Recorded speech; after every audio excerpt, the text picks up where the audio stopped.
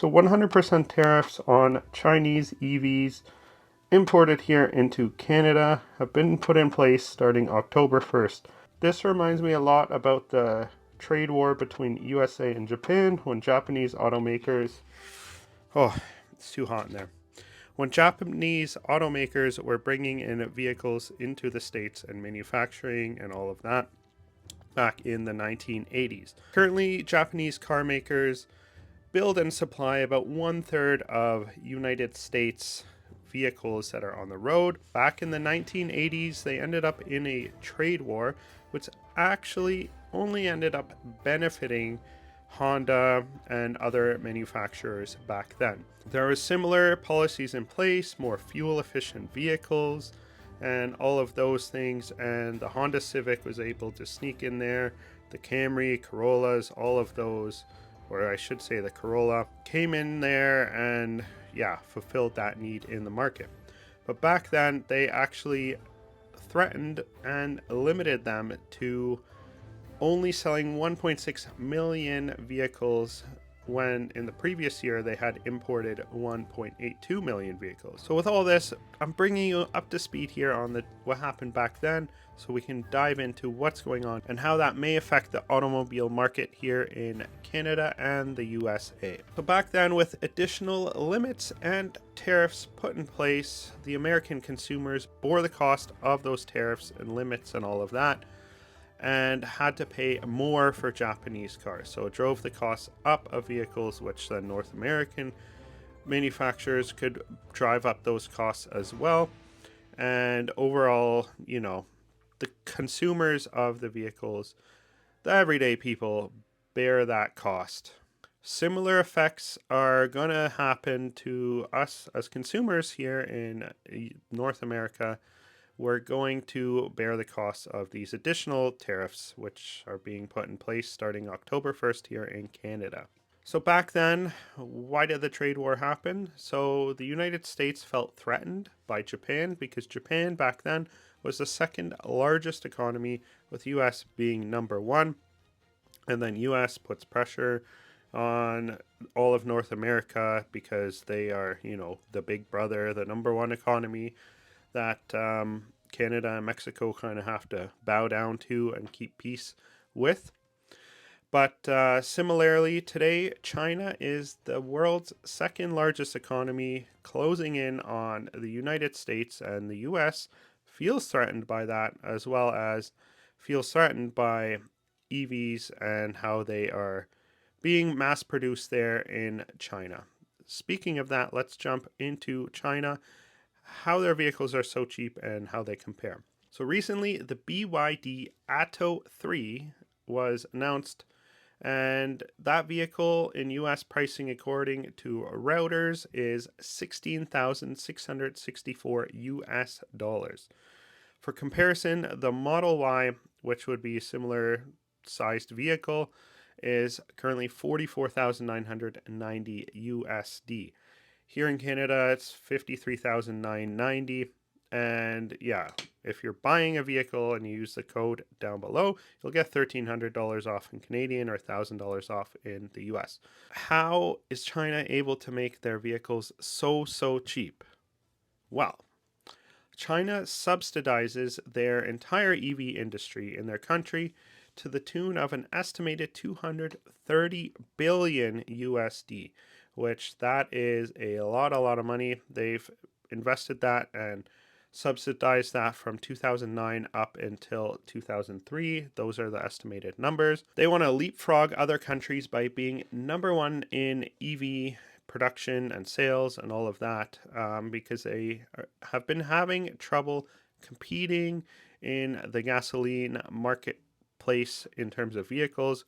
Even in China, a lot of Volkswagens and European manufacturers are more prevalent there and preferred than their own Chinese manufacturers. So they're trying to leapfrog past the gas industry and into the EV industry, especially since globally there is a big push on getting everyone to get into EV. China saw an opportunity, they've been investing in it, and that is what they have been focusing on. It's just like any other business. You see an opportunity, you go for it, you invest into it, and you try and become number one so that you can, you know, benefit from that. That is what China is trying to do. Actors like China have chosen to give themselves an unfair advantage in the global marketplace, so we're taking action to address that.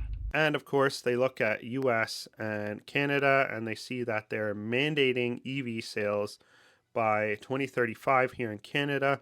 And they're like, well, let's get in there. They're mandating it. We can bring our vehicles in, sell them cheap. We've subsidized them. We can get in the door, start selling them. And as we reduce our subsidies, we can kind of make our money back that way. And with the subsidies, unlike Canada and the States, they're not just subsidizing the final product of the car, they're subsidizing the materials, the mining, all of that stuff. They're even providing loans, lower interest rate loans to companies, state based loans to companies in order to grow their EV sector. Almost all the EVs sold here in Canada come from the US, except for some vehicles like my Model 3 and Model Y, which are majorly being imported from China right now. But that's going to be changing because of the tariffs. Canada has mandated every single car to be electric that's sold as of 2035 and beyond. Here in Canada, that's only 11 years away, and we're not even close to being there. One of the major factors, of course, is price point. The average new car, according to Canadian Black Book, is $66,000 in Canada, and the average EV is $73,000 Canadian. So there's quite a big difference, and personally, I think 66,000 for the average price is very high. The average income is like pretty much right around that average new car price, which is unbearable for many, many families. Yeah, we overall need prices to come down in one way or another. Adding these tariffs is only going to increase prices in the EV market, at least in the short term. Maybe in the long term, we will see a reduction in prices as manufacturing investments and all of that here in North America help to bring that average cost down, because right now there's a lot of investments going back out. So any money made is being spent back into investments in order to continue the production of the electric vehicles and all that.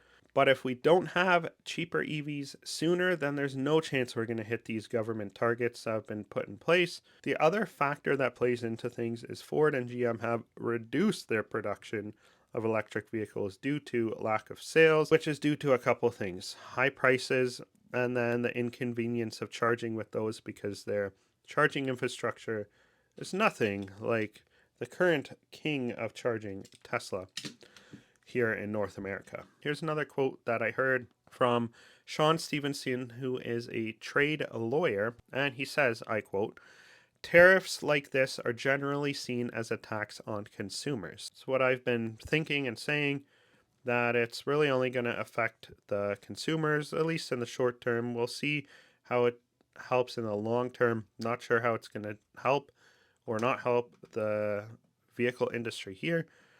China will probably still be bringing in vehicles like the BYD, even with 100% tariff. Costs will be higher. We'll see how it does, but stay tuned to the channel. I'll be updating you as things like that do come into place. If they don't come into place, anyways, I'll just be sharing the news and keeping you guys up to date. The other thing to be warned about with these tariffs is even the Canadian government has stated we need to be ready for all manners of reactions from China, and we are ready for those reactions. So we'll see. China is probably going to increase costs, maybe reduce certain supplies that we need here in Canada. We'll see what happens there. Hopefully, it doesn't turn out into an all-out trade war, but I think this is going at their neck with going after their EV industry that they've invested so heavily into, and likely been eyeing US and Canada as a way to recoup some of those investments that they've made. So we will see what the Chinese government does in response to these new taxes. as it does majorly affect them directly and their investments and subsidies that they've made in the EV industry. It does block out Tesla, Polestar, BYD, all of that from importing things from China. It creates a major additional cost, so we'll see how that's going to affect them. In terms of that, Tesla does at least manufacture in North America, and majority of their vehicles are manufactured in North America that are sold in North America. But a lot of the Canadian cars right now from Tesla are coming from Shanghai in China, so we'll see how that affects things there.